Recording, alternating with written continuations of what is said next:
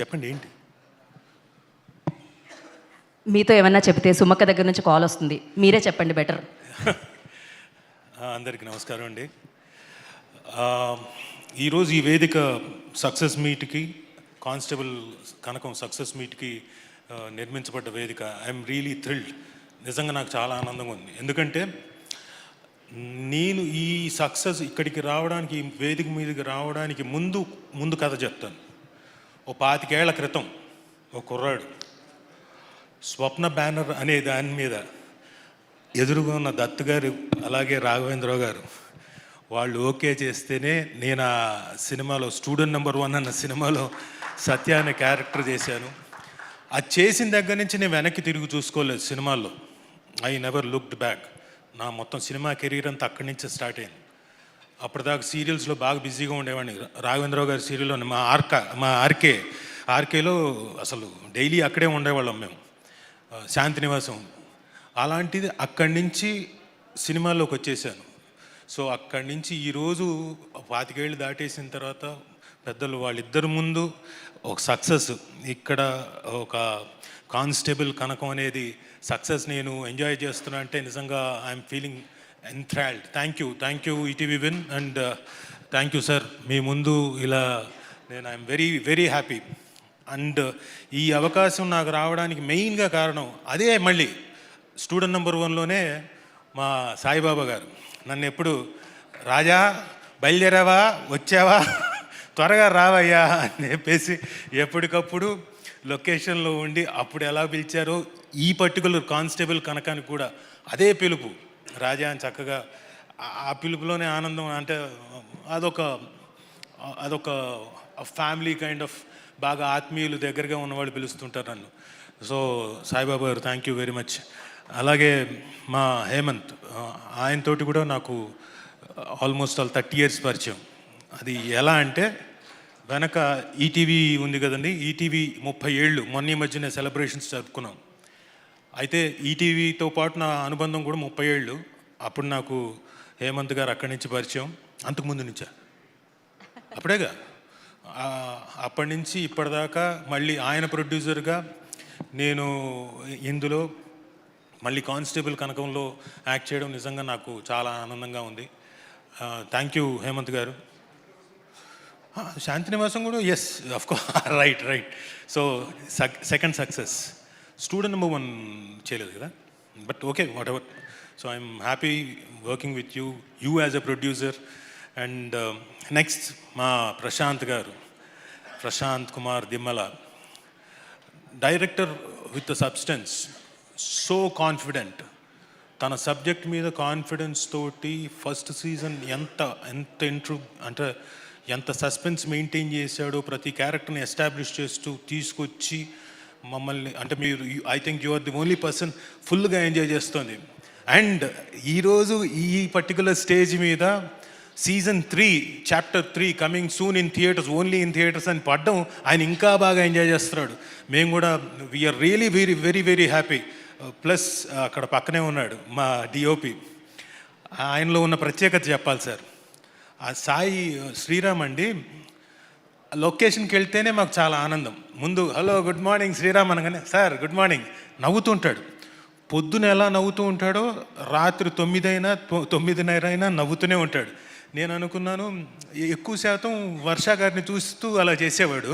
నేను అనుకున్నాను చచ్చే అలా ఉద్దేశం కాదు, వినండి వెయిట్ ఐఎమ్ టెల్లింగ్ నో. నేను అనుకున్నాను ఆవిడ పెళ్ళైపోయింది ఆయనకి. అవునండి, అదే నేనేమి వేరే, పూర్తిగా వినండి ఫుల్గా. ఎస్, నేను అనుకున్నాను హీరోయిన్ కదా, హీరోయిన్కి మాత్రమే అలా నవ్వుతున్నాడేమో అనుకున్నాను. ఒక 2 days తర్వాత నేను కూడా వెళ్ళి హలో మిస్టర్ శ్రీరామ్ అంటే sir good morning sir, hello sir, అదే సార్ అని చెప్పేసి అన్నాడు. సేమ్ నాకు కూడా అదే ట్రీట్మెంట్ ఇచ్చాడు. కాబట్టి నాకు అప్పుడు అర్థమైంది, నాట్ ఓన్లీ అమ్మాయిలకే కాదు అబ్బాయిలకు కూడా నవ్వుతూనే ఉంటాడు ఆయన, సమానంగా అందరినీ చూస్తాడని. అండ్ ఫెంటాస్టిక్ విజువల్స్ మీది. అండ్ మీకు రాబోయేది ఇంకా పెద్ద ఛాలెంజ్ ముందుంది. నిజంగా చాలా ఆనందంగా ఉంది సార్. ఆ కాల్ ఘాట్ అండ్ ఇంకోటి రాబోతుందని. సార్ ఎప్పుడు సార్ డైరెక్టర్ గారు ఎప్పుడు స్టార్ట్ అవుతుంది? అదేంటి అటు చూస్తున్నారు? సాయిబాబా గారు ఇంకా సరే ఓకే. కానీ ఇంత ఆనందమైన సిచ్యువేషన్లో కొంచెం బాధ కూడా ఉంది. ఏంటని అడగండి పక్క నుంచి. ఏంటండి అది? ఇప్పుడు కానిస్టేబుల్ కనకం 1, 2 అయిపోయింది. ఇప్పుడు కాల్ ఘాట్ అందులో అడుగుపెట్టింది ఈవిడ. ఆ కాలు తెలుస్తోంది కానిస్టేబుల్ కనకమే ఉంటుంది. ఫోటో చూపించింది, ఫోటోలో వసుధ గారు ఉన్నారు, కన్ఫర్మ్ ఆవిడ భర్త కూడా. ఇక్కడికేమో తీసుకెళ్ళి ఒరిస్సాలో పెట్టారు కాల్ ఘాట్ అని. అక్కడేమో డిఫరెంట్ ఫేసులు ఉన్నాయి, మిగతా వాళ్ళు గొడ్డళ్ళు పట్టుకున్నారు, అందరూ అలా దీనంగా చూస్తున్నారు. ఇక్కడ ఎక్కడా మాకు ఛాన్స్ ఉండేటట్టుగా లేదే ఇదేంట్రా ఇలా రాశారు కాల్ ఘాట్ అని చెప్పేసి కొంచెం కొంచెం అలా కొంచెం బాధ అనిపించింది. బట్ ఎనీవే, ఫర్ ప్రశాంత్ గారు అండ్ ఫర్ శ్రీరామ్ గారు అండ్ ఫర్ వర్షా Bollamma, I'm very happy for you people. ఎందుకంటే రేపు పొద్దున మనం ఉండము, మీరేదో చెయ్యి ఇలా అంటున్నారు. అబ్బే కాల్ ఘాట్ అది, వేషాలు మార్చుకొని వెళ్ళాలి, ఆలోచించుకోండి. So really happy for you and thanks ETV win. ఎందుకంటే ఈ మధ్యనే వరుస సక్సెస్లు ఈటీవీ విన్ సాధించడమే కాకుండా ఆ సక్సెస్లో నాకు కూడా ఒక భాగం అవ్వడం, నేను కూడా ఒక మెంబర్ని అవ్వడం. ఈటీవీ విన్, లిటిల్ హార్ట్స్, తర్వాత కానిస్టేబుల్ కనకం, ఆ తర్వాత మౌనమిని భాష, ఆ తర్వాత కానిస్టేబుల్ కనకం సీజన్ 2. సో ఎవ్రీథింగ్ మళ్ళీ నాకు 2026 సీజన్ మళ్ళీ ఓపెనింగ్ నాకు బాగానే విత్ సక్సెస్ నోట్ ఉండడం వల్ల ఐఎమ్ వెరీ హ్యాపీ. అండ్ ఇదే స్ట్రీక్ నాకు ఈ ఇయర్ అంతా కంటిన్యూ అవుతుంది అనుకుంటున్నాను. Thank you very much Prashanth garu. Sir thank you sir, మా ఫంక్షన్కి మీరు వచ్చి గ్రేస్ చేస్తున్నాను మీ ఇద్దరు. చాలా thank you very much. And ఎక్కడున్నారు ఆయన, మా సాయి కృష్ణ గారు? ఆయన అదిగోండి అక్కడ లైట్ వెనకాల, ఆయన వెనకుండి లైట్ ఇస్తున్నారు మనకి. కరెక్టే, ఎక్కడున్నాడు ఆయన? అదిగోండి ఇక్కడ ఇటు సాయి గారు. సాయి గారు ఒక్కసారి సార్ కొంచెం ముందు, ఒక స్టెప్ ముందు ఒక్కసారి రావచ్చు ఇక్కడికి ఊరికే. సుధీర్, ఫోన్ తీసుకొని ఫోన్ ఆన్ చేయి. ఏం జరుగుతుంది? నేను మీతో ఫోటో దిగుదామని సార్. అలానా? ఎందుకు అనుకుంటున్నారు? చెప్పండి రాజు గారు. మీరు నన్ను మర్చిపోకుండా ఉండడానికి. థ్యాంక్ యూ సాయి గారు. ఎందుకంటే సాయి గారు వీలైనప్పుడల్లా he encouraged me right from, అంటే బిఫోర్ ఈ కానిస్టేబుల్ కనకం అయిపోయిన వెంటనే లిటిల్ హార్ట్స్ కూడా ఆయన Nithin garu they suggested and I was on the board. So thank you Sai garu. అందుకని it was all no problem, నేను సరదాగా చేశాను sir. Thank you very much sir. And ఇందులో చేసిన ప్రతి యాక్టర్, మిమ్మల్ని ఎప్పటికప్పుడు కొత్తగా కనపడతారేంటి సార్ మీరు? ఈయన ఒక fantastic actor, is a very good great actor. Kishore గారు, ఆయన వేషం మార్చినప్పుడల్లా అసలు గుర్తుపట్టను. సో అలాగే రమణ భార్గవ్ గారు, కిషోర్ గారు, మా కోటి గారు అండ్ ప్రేమ్ సాగర్ గారు. And I'll talk to you later. And ఆవిడ వసుధ గారు, వసుధ గారి గురించి నేను ఫస్ట్ డే ఈవిని చూసినప్పుడు లొకేషన్లో ఎవరోలే ఒక మామూలుగా లేడీ ఆర్టిస్టు పని వేషానికి వచ్చింది అలా అనుకున్నా. తర్వాత తెలిసింది Suchitra Anand garu, she's very good actress and ఆవిడ బ్యాక్గ్రౌండ్ అవన్నీ. ఆ తర్వాత the way you have performed also is very good, great, congratulations for you.